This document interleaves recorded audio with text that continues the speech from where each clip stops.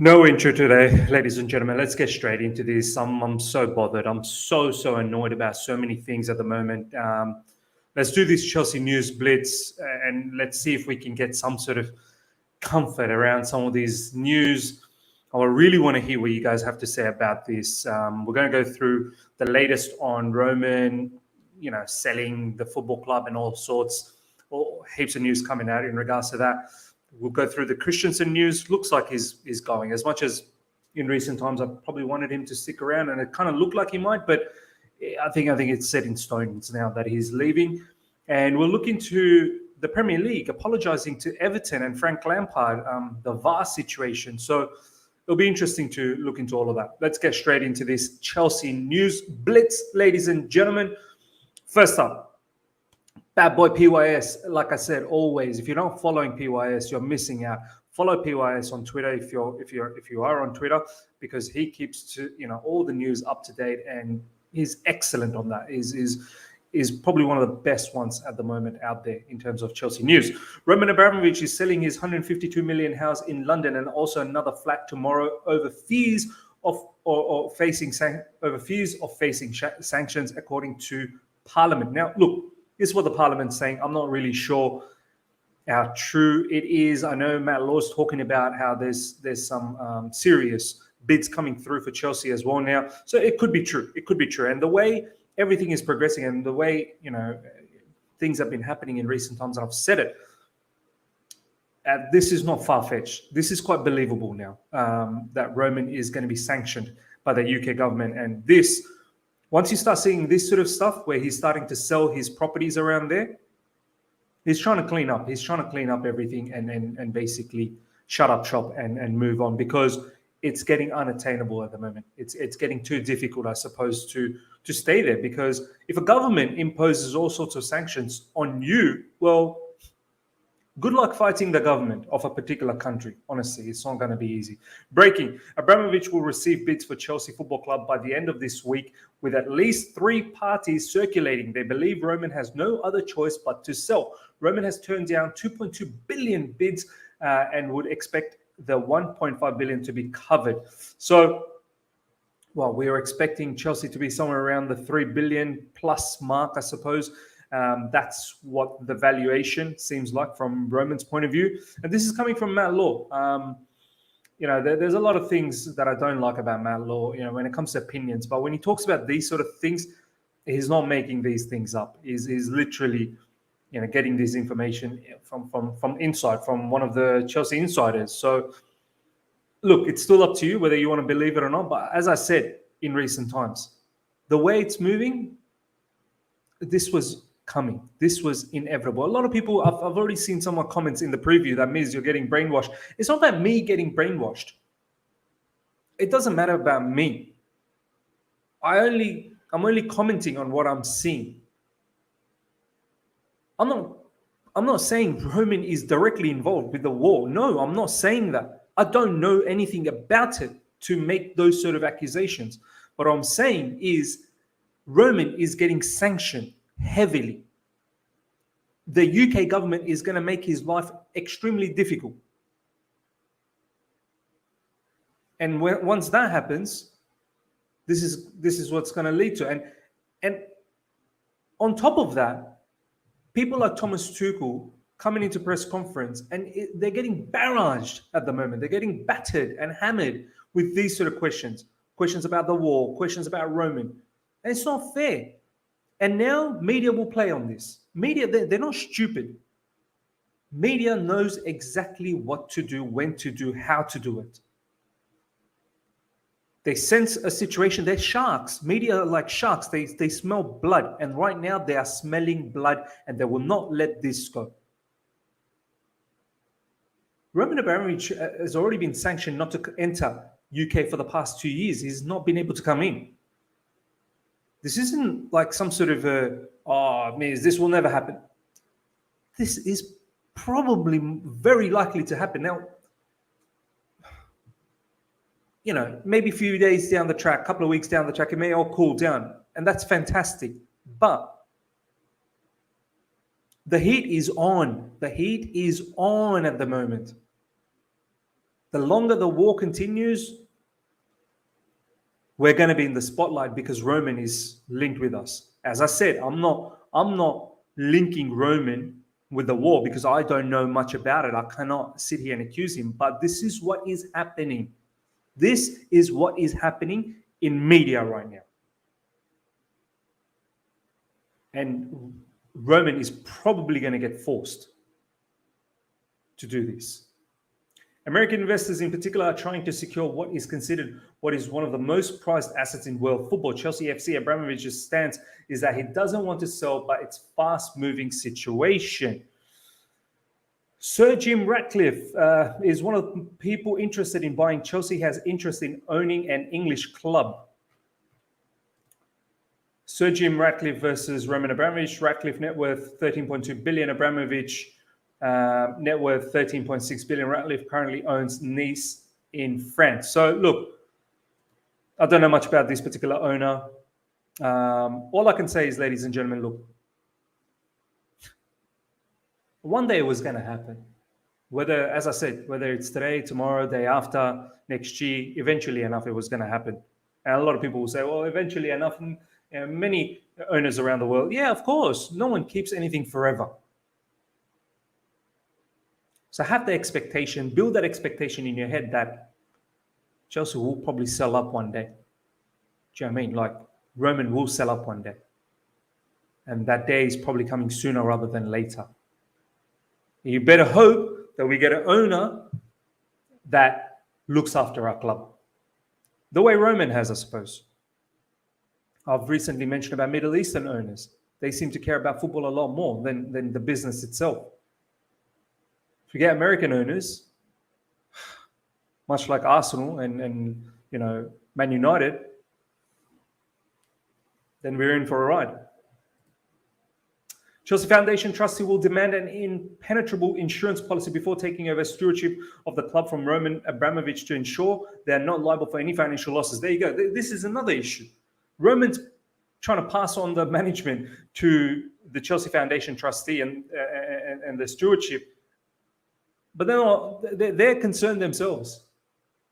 That just tells you, forget about me, forget about the fans. Chelsea people inside the club are concerned about the whole situation around Roman. That's all I'm going to say. When you got internal people that are worried about what's going on and not really keen to take management ownership just because Roman's handed that over because they feel concerned about Roman's affairs outside of football. Once again, I'm not stating whether they're true or not. That's up for you guys to figure out. But there's clearly people inside Chelsea that don't want anything to do with this. Labour MP Rhonda Bryant claims. Chris Bryant, sorry, I don't know why he's got at Rhonda Bryant. Chris Bryant claims that Roman Abramovich is selling 2 of his London properties tomorrow due to fear of facing sanctions. Once again, this is what the Labour MP is saying. Is he making up stuff? He's one of the ones that is putting a lot of hate. That is putting a lot of hate on this particular matter on Roman and Chelsea. And as I said a couple of days ago, that the heat is absolutely on, ladies and gentlemen. Heat is absolutely on. Okay, let's talk about Andreas Christensen, ladies and gentlemen. After fresh talks between his agent and Barcelona, Andreas Christensen reportedly edges closer to completing his La Liga move. I think this is happening, ladies and gentlemen. Barcelona and Christensen have agreed a deal. The Chelsea centre-back will sign a 4-year deal with Catalan giants. Edouard Mendy, they tell me that this Monday, a Chelsea footballer who wants Barca has passed the medical examination in London in secret. He is Danish, central, and his name is Andreas Christensen. Well, there you go. He's doing a medical. I mean, is this the reason why he was unavailable? Minor injury, I suppose. I don't know. He couldn't play against Liverpool due to minor injury, but it looks like there's some, Monday Chelsea footballer. It was Monday, so okay. Well, maybe you put the two together now. All of a sudden, minor injury, can't play on Sunday. There's an examination on Monday. He's going, ladies and gentlemen. He's gone. Let's just Put it that way. As much as in recent times, I probably wanted him to stick around, but looks like he's gone, and he's going to be a Barca player most likely. And we gotta think about a replacement now. It's sad, it really is, because he's been fantastic under Thomas Tuchel, but at the same time, it is what it is. If he doesn't feel like sticking around, well, I don't personally want you to stick around. Then if you don't want to stick around, then I don't want you to stick around. Shea Legacy, ladies and gentlemen, is someone who's very connected with Barcelona. Very good reporter when it comes to Barcelona stuff. Update, Andreas Christensen, representatives of the club held another meeting with his agents a few days ago. More edges closing. The player is approaching another step to wear Blaugrana in next season. Well, there you go. It's happening. Now, on top of that, Juventus do not stand much chance of signing Jules Koundé from Seville. With Chelsea at the front of the queue for his signature, the Blues are in ideal position to finally sign the French centre-back this summer. This has to happen now, ladies and gentlemen. With Christensen going, we need backups. We're already struggling right now. If we continue with the three at the back, we need this deal to happen. This needs to be tied down straight away. Now, I'm worried, though. Like, if there's all this situation coming up around Chelsea ownership and there's a whole heap of uncertainties around that, I just hope that we can do our business and not fall into this whole scenario that there's all sorts of uncertainties around the ownership. So there's a freeze, in terms of financial situation for the club. I hope Chelsea can get the job done easy. Look, Christensen will be out of the book. Hopefully we can get the job done with Jules Koundé. First week of summer window. Let's get it done ASAP. Let's not dilly-dally around. Let's give Thomas Tuchel every opportunity to have a full squad in the preseason and not have to wait till the season starts and then players like Jules Koundé comes in. Who knows? It even collapses. I want Chelsea to be able to fix this up and finish this ASAP. Chelsea transfer plans are likely to be heavily reliant on players' sales again this summer, regardless of Roman Abramovich's decision to take a step back. Thomas Tuchel has been promised backing at the end of the season, looking to strengthen in key areas. This is what I was talking about, ladies and gentlemen. With all these talks about Roman perhaps selling, I don't know how much that's going to impact us in the summer. And once again, you can see here, we're heavily reliant on selling players first. So Christensen goes, hopefully Koundé comes in. There's rumors about Timo Werner. There's another report from Standard Sport as well, talking about there could be possible bids for Christian Pulisic and Hakim Ziyech. Chelsea could entertain that if we want to bring in players. We're not going to be just bringing in players. We're going to be looking to sell. And that makes sense. Timo Werner is a strong candidate, 100%. So watch this space, ladies and gentlemen. Watch this space. Okay, this one, ladies and gentlemen. The Athletic put up an article. The Premier League have apologized to Frank Lampard over Saturday's VAR decision in their loss to Manchester City. I mean, we all saw the picture of Rodri. Clear handball. And I don't know how. Yeah, the Premier League talks about, in the press conference to Thomas Tuchel, about war and Roman, and all the pundits talk about the corruption. What about the corruption in Premier League? Clear handball from Rodri with Man City, and it wasn't given. They were looking to help Man City out in that particular match. Similarly against Liverpool as well. That offside goal apparently against us for Lukaku. How's that offside? How was that offside? Just making up lines, the offside lines, wherever and anywhere you want. It wasn't even aligned. Clearly, Lukaku was online. For some reason, they had Lukaku's arm, the line ahead of Van Dijk's foot. Just creating lines up out of nowhere. If you're going to go and say sorry to Everton, you're setting up a precedent now. You better come and say sorry to us.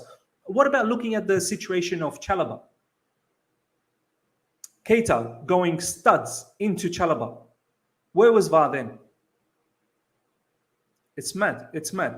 Vince, another really, really good Twitter account, ladies and gentlemen. Please go and follow him as well. Very, very up to date with Chelsea news. I love Everton for this. They pushed and got what they deserve.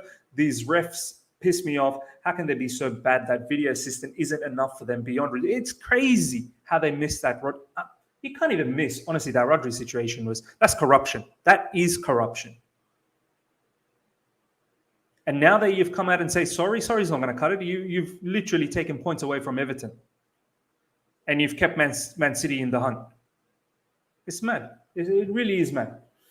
I want to know what you guys think about this. Honestly, this whole VAR situation. People talk about corruption and looking at owners. What about you guys? What about Premier League themselves? Corrupted pieces of crap, honestly. Last but not least, ladies and gentlemen, happy 30th birthday to Edouard Mendy. Let's end the note in a positive manner.